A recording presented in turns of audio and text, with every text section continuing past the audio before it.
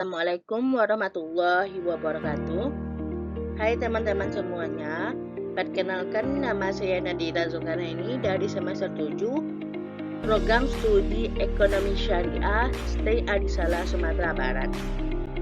Baiklah, saya akan menyampaikan materi tentang evaluasi proyek, yaitu yang pertama, definisi studi kelayakan bisnis dan evaluasi proyek.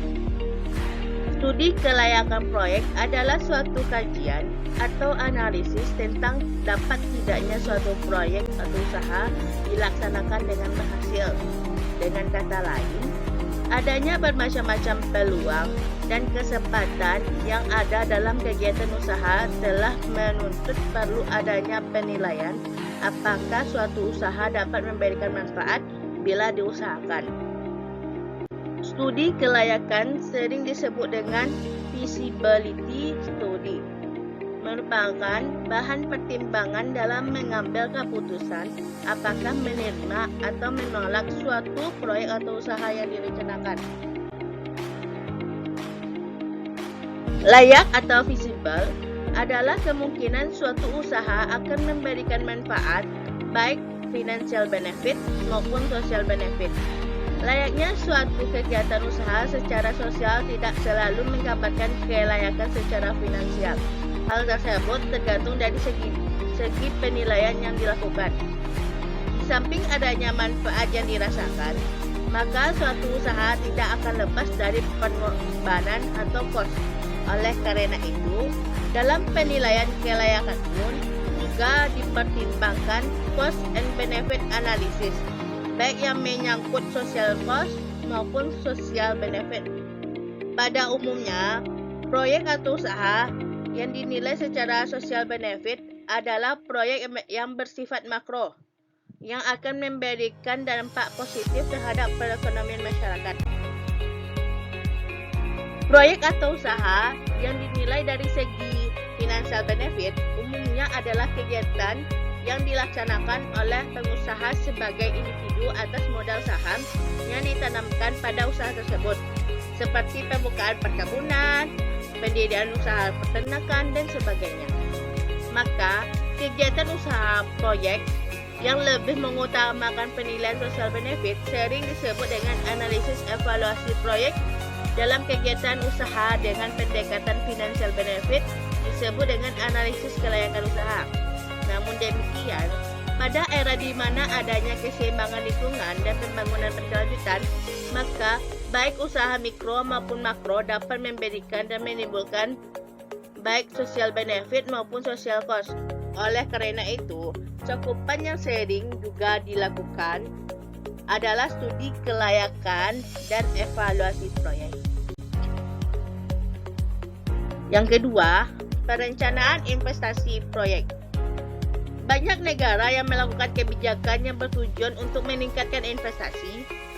Peningkatan investasi dapat dilakukan melalui penanaman modal baik yang dilakukan oleh pihak investor dalam negeri maupun pihak asing.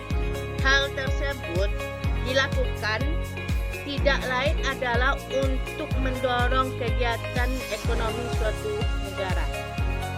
Proyek investasi adalah sebagai suatu rencana menginvestasikan sumber daya yang dapat dinilai secara cakup independen.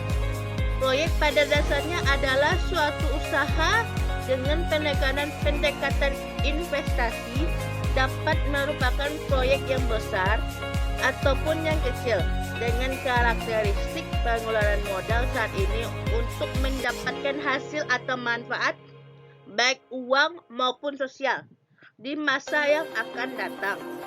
Jenis pengeluaran modal investasi dapat berupa pendanaan lahan, mesin, bangunan, penelitian dan pengembangan, serta program pelatihan. Dalam struktur dasar akuntansi, pengeluaran modal ini biasanya dimasukkan dalam aktiva yang ada pada neraca. Sejauh bisa dilakukan konsistensi dalam perlakuan, maka umumnya pengeluaran ini merupakan biaya yang ditunda pembebanannya dan dibebankan per tahun lewat proses penyuntutan kecuali untuk tanah. proyek atau kegiatan yang menyangkut pengeluaran modal mempunyai arti yang sangat penting karena pengeluaran modal mempunyai konsekuensi jangka panjang. Pengeluaran modal umumnya mencakup jumlah yang besar. Komitmen pengeluaran modal tidak mudah untuk diubah. Yang ketiga, pentingnya perencanaan bisnis. Suatu proyek investasi atau kegiatan usaha umumnya memerlukan dana yang besar dan dapat mempengaruhi perusahaan dalam jangka panjang. Oleh karena itu, diperlukan studi agar supaya investasi yang sudah terlanjur ditanamkan tidak memberikan manfaat atau menguntungkan. Jika proyek atau usaha berasal dari swasta, maka proyek tersebut dapat dihentikan atau dijual kepada pihak lain. Sedangkan jika sumber dana berasal dari pemerintah, maka seringkali langkah yang dilakukan adalah memberikan bantuan proteksi atau subsidi yang sebenarnya tidak sehat dari pendekatan ekonomi makro. Dalam pelaksanaan studi kelayakan dan evaluasi proyek, maka hal-hal yang diperlukan antara lain: yang pertama, ruang lingkup kegiatan proyek atau usaha. Yang kedua, cara kegiatan proyek atau usaha dilakukan. Yang ketiga, evaluasi terhadap aspek-aspek yang menentukan keberhasilannya seluruh proyek atau usaha. Yang keempat, sarana yang diperlukan oleh proyek atau usaha. Yang kelima, hasil kegiatan proyek atau usaha dan biaya yang harus ditanggung untuk memperoleh hasil tersebut. Yang keenam, akibat yang bermanfaat maupun yang tidak bermanfaat dengan adanya proyek atau usaha. Yang ketujuh, langkah untuk mendirikan proyek atau usaha beserta jadwal pelaksanaan kegiatan. Beberapa hal yang dapat menyebabkan ketidakberhasilan suatu proyek atau usaha seperti: yang pertama, kesalahan perencanaan.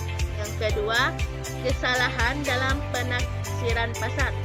Yang ketiga, kesalahan dalam memperkirakan teknologi yang dipakai. Yang keempat, kesalahan dalam memperkirakan kontinuitas bahan baku. Yang keenam, kesalahan dalam memperkirakan kebutuhan tenaga kerja. Yang ketujuh, perubahan faktor lingkungan, baik ekonomi, sosial, dan politik. Dan yang terakhir, adanya bencana alam.